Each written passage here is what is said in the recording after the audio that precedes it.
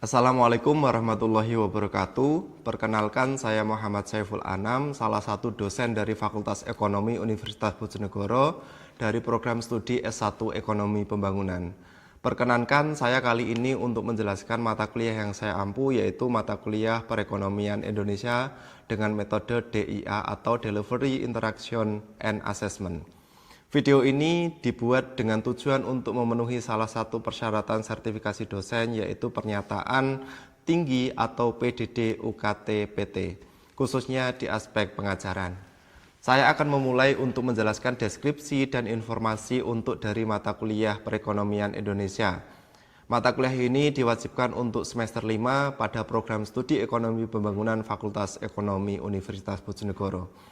Mata kuliah ini memiliki bobot 3 SKS selama 1 semester, dengan tujuan mahasiswa mampu memahami, menjelaskan, dan mengidentifikasi perkembangan maupun pengembangan ekonomi yang ada di Indonesia.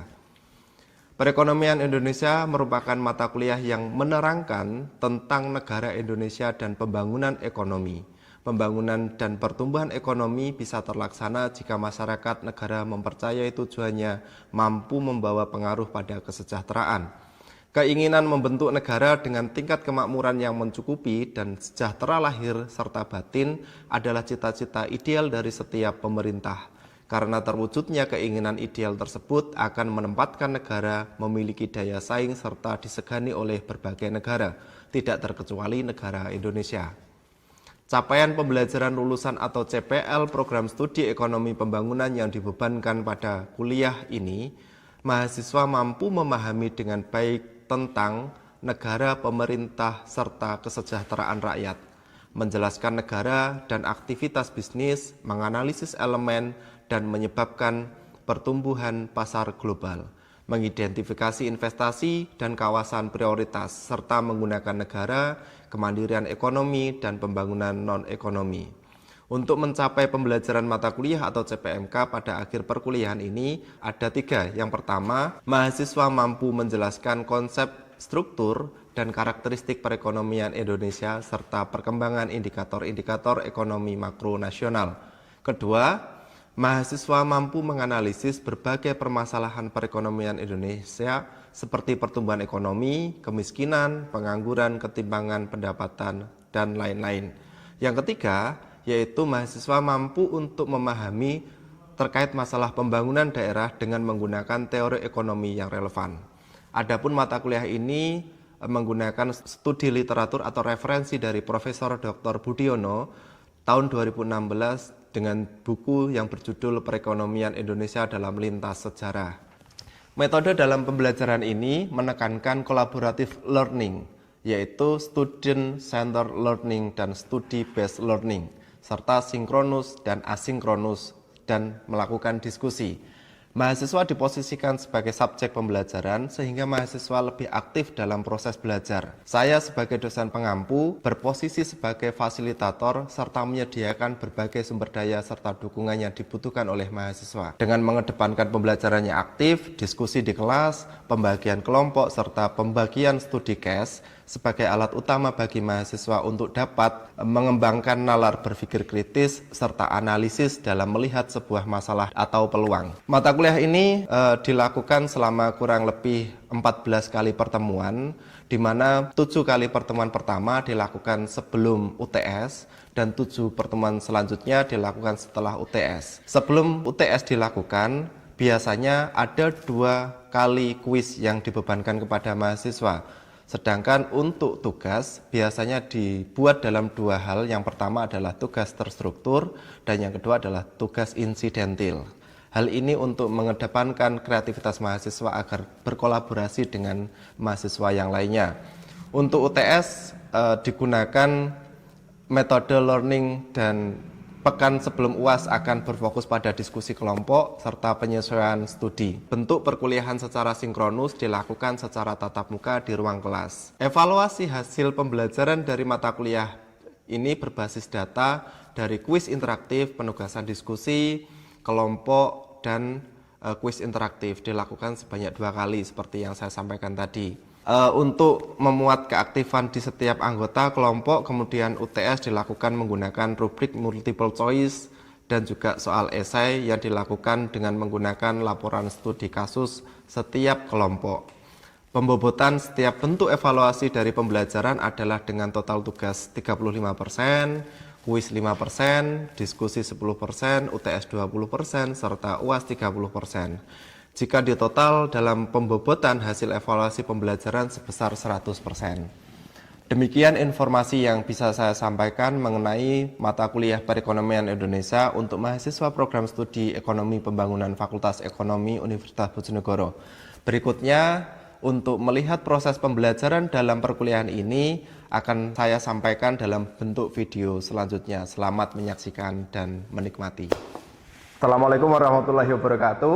Waalaikumsalam warahmatullahi wabarakatuh. Jadi hari ini kita ketemu lagi, tapi sebelum kita mulai perkuliahan pada siang hari ini, alangkah lebih baiknya kita berdoa dulu agar supaya nanti ilmu yang kita dapatkan bisa bermanfaat, berkah dalam meningkatkan kompetensi kita. Untuk itu, izinkan saya memimpin doa dengan agama Islam. Bagi yang beragama lain mungkin bisa menggunakan sesuai dengan agamanya masing-masing. Berdoa mulai.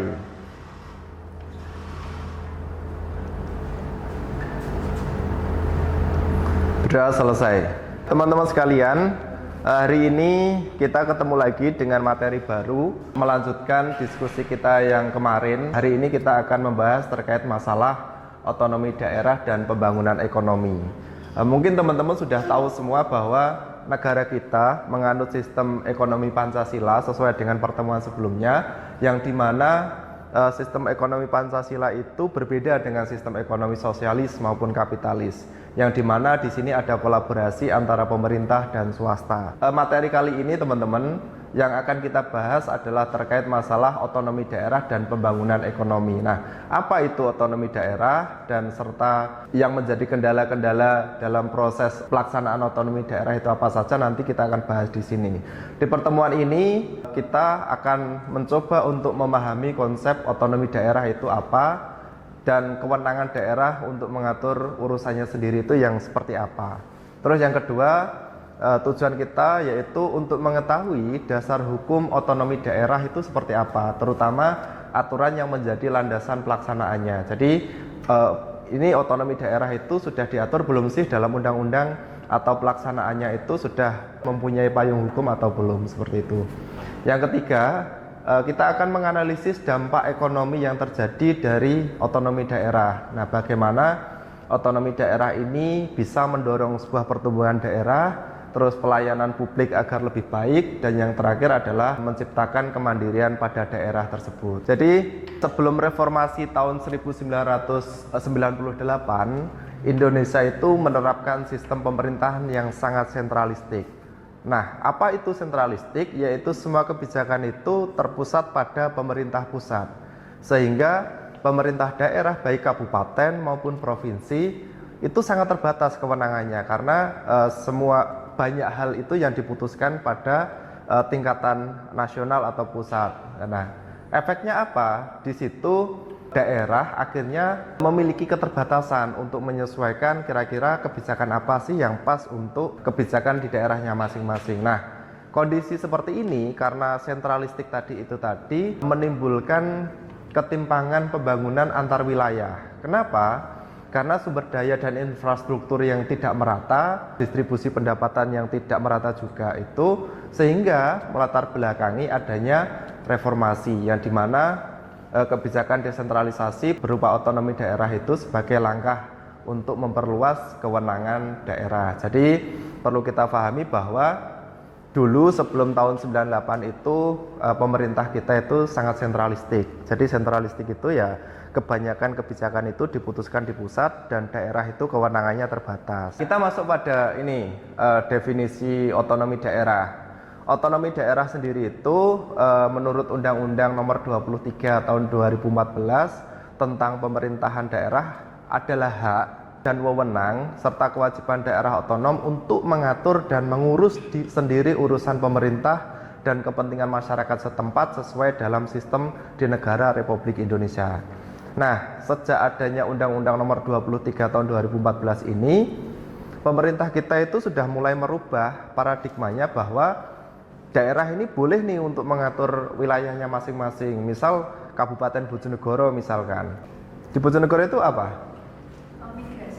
Betul, migas. Kita itu menyumbangsih sekitar 20% dari migas nasional. Itu adalah kekuatan kita.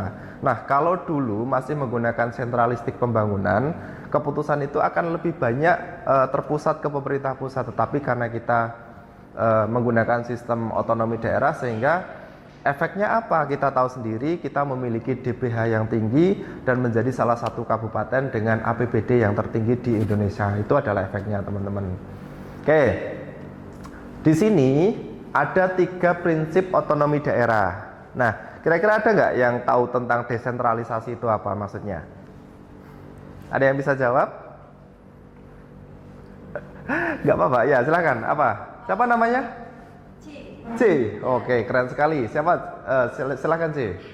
Penyerahan wewenang dari pemerintah pusat ke pemerintahan otonom atau daerah. That's good, betul. Jadi yang awalnya tadi sudah saya singgung bahwa keputusan itu biasanya di pemerintah pusat. Jadi wewenangnya sendiri mau membuat kebijakan apa.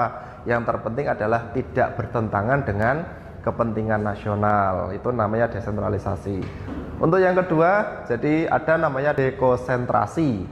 Jadi wewenang pemerintah kepada gubernur sebagai wakil pusat atau instansi vertikal. Jadi balik lagi ada wewenangan memberikan delegasi wewenang kepada pemerintah daerah. Terus yang ketiga ada tugas pembantuan.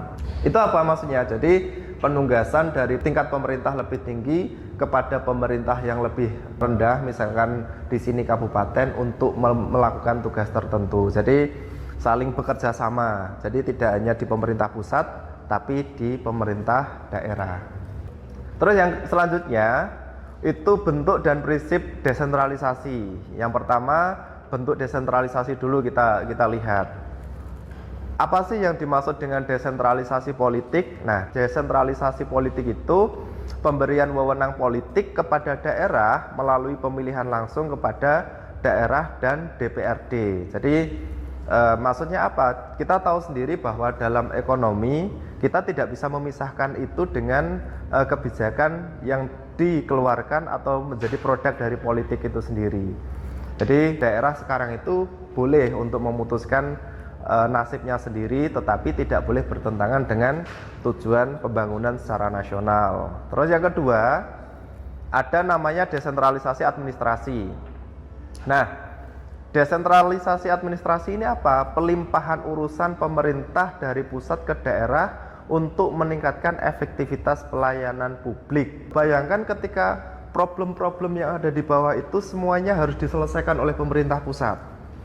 Berapa lama yang harus waktu yang kita butuhkan untuk menyelesaikan masalah itu? Sehingga pemerintah pusat mendelegasikan, oh kamu boleh nih menyelesaikan masalah yang kira-kira urgensinya hanya bisa diselesaikan dalam tahapan daerah, itu nggak apa-apa, itu bisa diselesaikan di situ. Jadi agar supaya apa? Pelayanan publik itu bisa lebih cepat, bahkan kalau bisa secepat mungkin agar kebutuhan-kebutuhan masyarakat itu bisa terlaksana. Selanjutnya yang ketiga ada namanya desentralisasi fiskal. Nah ini teman-teman, kemandirian keuangan daerah dalam mengelola pendapatan dan belanja untuk mendukung pembangunan ekonomi lokal. Kalau dulu itu semuanya tersentral di pusat, tetapi sekarang itu ada namanya DAU, DAK. Ada yang tahu kira-kira DAU apa? Dana alokasi.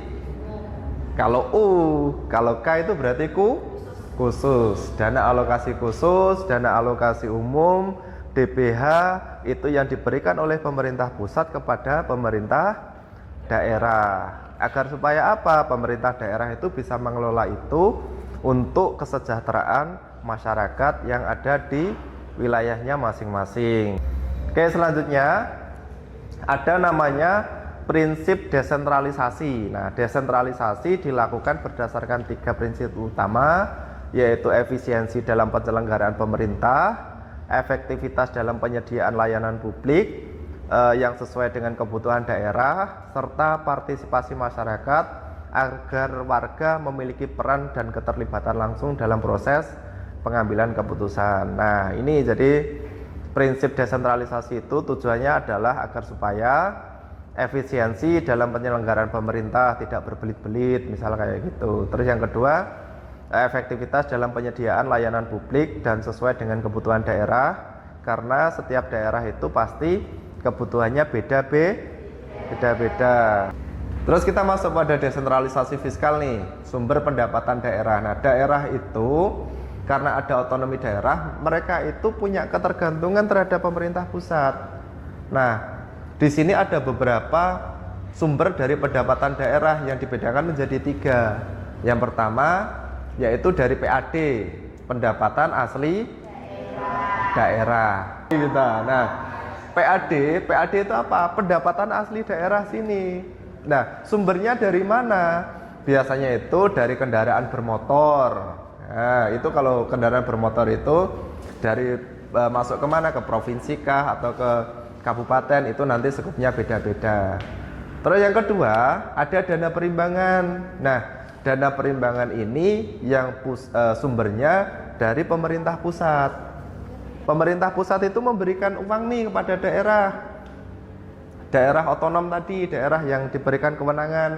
Namanya ada yang pertama DAU, dana alokasi umum. Terus yang kedua ada dana alokasi khusus, dan yang ketiga adalah dana bagi hasil. Jadi dana bagi hasil itu juga prosentasenya nanti ada hitung-hitungannya. Nah, kalau pengen tahu, kita akan ada satu materi khusus yang bicara soal DBH.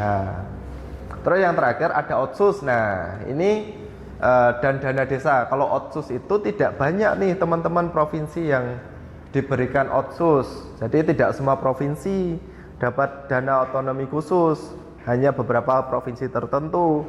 Terus nanti ada yang tanya, Pak, kok enak beberapa provinsi itu dapat otsus, kita Jawa Timur enggak? Nah, jadi harus ada pendekatan secara khusus. Kenapa beberapa provinsi itu harus dikasih dana otsus? Karena pembangunan di situ harus diprioritaskan seiring berjalannya waktu, karena perlu pendekatan secara khusus gitu teman-teman. Terus selanjutnya apa?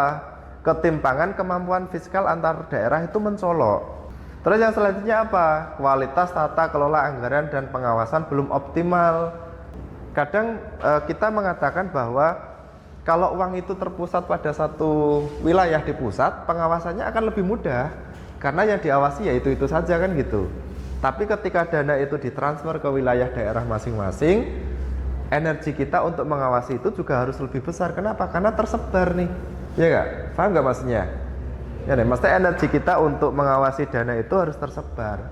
Kenapa? Karena wilayah-wilayah yang memiliki uang itu ada di semua sektor di Indonesia seperti itu. Dan yang terakhir, yang terbatas sehingga potensi sumber daya pendapatan belum maksimal. Next. Nah, selanjutnya dampak otonomi daerah terhadap perekonomian. Dampaknya apa? Tidak mungkin sebuah kebijakan itu dilakukan kalau dia tidak memiliki dampak. Yang pertama adalah meningkatkan efisiensi pelayanan publik. Tadi sudah kita bahas bahwa pelayanan publik itu harus secepat mungkin, seefektif mungkin, seefisien mungkin. Dengan adanya otonomi daerah ini, diharapkan pelayanan publik itu bisa meningkat. Terus yang selanjutnya yaitu mendorong inovasi dan persaingan antar daerah. Nah, ini penting teman-teman. Saya jelaskan ini ya, maksudnya inovasi dan persaingan. Kalau tidak ada persaingan, daerah itu akan santai.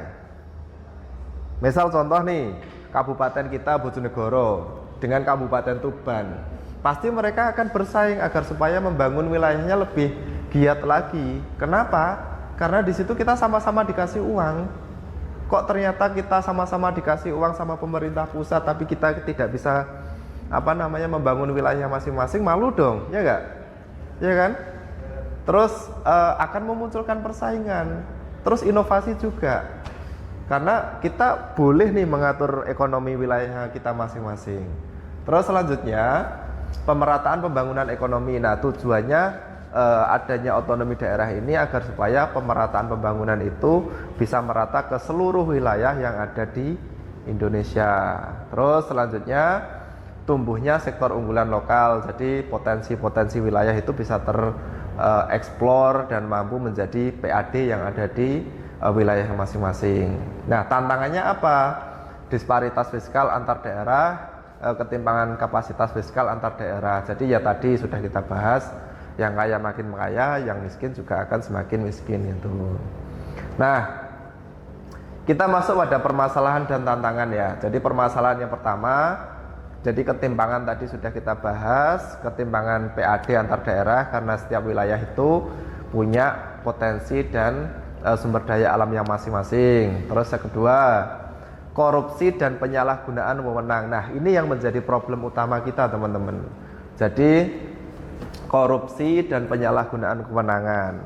Sebenarnya niat awalnya desentralisasi itu bagus. Kita memberikan wewenang pada kamu.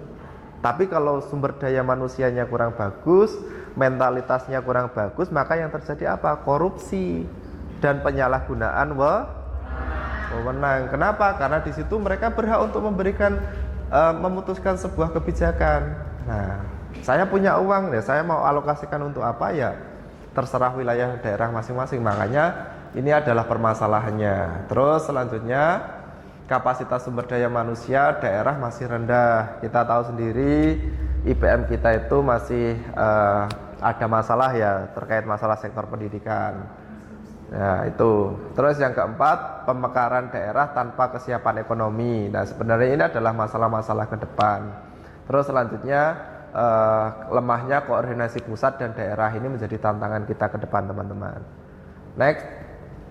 Nah, sebelum kita memberikan kesimpulan, kira-kira ada yang mau ditanyakan? Silakan tanya. Monggo. Nah, berarti ini PAD Bojonegoro kan termasuk Enggak juga sih Bojonegoro, enggak.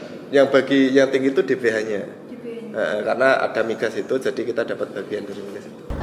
Izin bertanya Pak, sebelumnya perkenalkan nama saya Ika. Di sini saya ingin bertanya mengenai ada nggak sih Pak kasus daerah itu PAD-nya rendah. Nah itu ada daerah mana dan itu akibatnya apa ya Pak? Kok akibatnya maksudnya itu ke faktornya lebih ke apa gitu Pak? Gitu. Oke. Terima kasih. Oke, terima kasih pertanyaannya Mbak Ika. Menarik sekali bicara soal PAD ya tadi ya. Iya. Jadi apakah ada sih wilayah yang memiliki PAD rendah? Ya banyak sebenarnya. Bahkan kita tahu sendiri beberapa wilayah di Jawa Timur itu juga memiliki PAD yang rendah. Nah, efeknya apa? Efeknya bisa banyak sekali sebenarnya. Ketidakstabilan fiskal di satu wilayah itu akan mempengaruhi juga pada pembangunan di wilayah itu. Nah, dari PAD itu sendiri biasanya apa? Kadang jika kita korelasikan dengan materi yang saya simpulkan tadi, inovasi dari pemimpin di wilayah itu kalau mereka tidak pinter dalam mencari PAD, biasanya yang paling mudah adalah menaikkan pajak.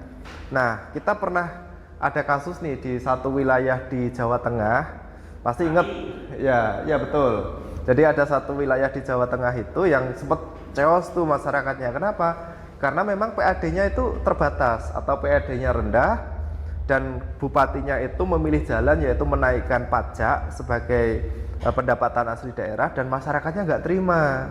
Sehingga apa yang terjadi? Terjadi sebuah pemberontakan, sebuah penolakan bahwa kalau butuh PAD ya jangan lewat pajak. Kenapa? Karena masyarakat lagi susah seperti itu. Jadi ya sebenarnya apa sih Pak yang bisa dilakukan agar supaya PAD itu bisa meningkat? Ya itu tadi kita memetakan potensi wilayah kita itu apa. Atau yang kedua adalah bagaimana caranya kita menarik investor untuk datang ke wilayah kita, untuk berinvestasi di wilayah kita agar supaya apa? Serapan tenaga kerjanya ada. Terus yang kedua misal ada perputaran ekonomi di situ. Terus ada lagi ketika daya beli masyarakatnya naik, dan itu semuanya akan mempengaruhi terkait masalah PAD. Jadi kalau dikatakan ada tidak wilayah yang PAD-nya terbatas? Banyak di Indonesia itu banyak. Nah kadang jika itu dimaknai menjadi sebuah masalah dan kepala daerah itu tidak kreatif, maka cenderung lebih pada jalan instan yaitu menaikkan pajak, dan itu efeknya tidak bagus terhadap perekonomian masyarakat. Gitu ya Mbak Ika ya? Oke, sudah jelas? Sudah. Oke, terima kasih pertanyaannya Mbak Ika. Kira-kira ada lagi yang mau tanya? Sebelah ini sudah. Oh ini sebelah sini. Oke, siap. Namanya siapa? Nama saya C. C. Ya. Nama lengkapnya? Jenny Ananda. Oh, Jenny Ananda. Oke, silahkan. Ya Pak, saya mau nanya, kan Bojonegoro itu PAD-nya rendah karena Bojonegoro itu termasuk daerah yang terlalu bergantung sama dana transfer dari pusat. Terus DBH-nya Bojonegoro itu kan lebih besar dari migas. Karena dari data yang saya baca, dana yang didapatkan dari migas itu setiap tahunnya terus menurun Pak. Seingat saya tahun 2023 itu ada 2,47 triliun, sedangkan sekarang itu terdata cuma 1,95 triliun. Nah, kalau tren ini terus berlangsung, bagaimana strategi ideal yang seharusnya disiapkan daerah untuk menghadapi hal tersebut? Terima kasih pertanyaannya Mbak C. Memang benar Mbak C. Jadi Kabupaten Bojonegoro itu sedang mengalami masa transisi dari yang kita tahu sendiri di sejak tahun 2016 kalau tidak salah itu 2012 ya, itu kita dapat uang dari DBH Migas, tetapi ternyata sekarang sudah mulai turun ya. Jadi apa yang perlu dilakukan oleh pemerintah daerah, kita tidak mau menjadi Nauru seperti halnya negara Nauru. Kalau teman-teman tahu, ada sebuah negara di Oseania itu namanya Nauru. Di sana itu ditemukan fosfor. Mereka kaya karena sumber daya alamnya, tetapi salah dalam mengalokasikan sehingga sekarang itu mereka menjadi salah satu negara miskin di dunia. Nah, kita tidak mau seperti itu. Sehingga apa yang dilakukan pemerintah daerah, ada beberapa hal yang bisa dilakukan, termasuk sekarang itu yang sedang dikaji ada namanya dana abadi. Nah, dana abadi itu apa? Ketika kita punya uang, ya spend ini tadi bagaimana caranya bisa dinikmati oleh anak cucu kita. Kita alokasikan untuk menjadi dana abadi, tetapi ini masih menjadi program kajian. Kira-kira relevan nggak untuk kita lakukan? Kalau memang relevan, kita jalankan. Kalau memang tidak, berarti kita sudah harus mulai berpikir setelah migas ini kita akan mengandalkan apa, seperti itu. Apakah kita balik lagi pada industri pertanian, peternakan, dan atau industri yang lain seperti itu. Itu Mbak C ya? Iya. Jadi itu yang bisa kita lakukan. Nah, terima kasih. Kira-kira ada yang tanyakan lagi?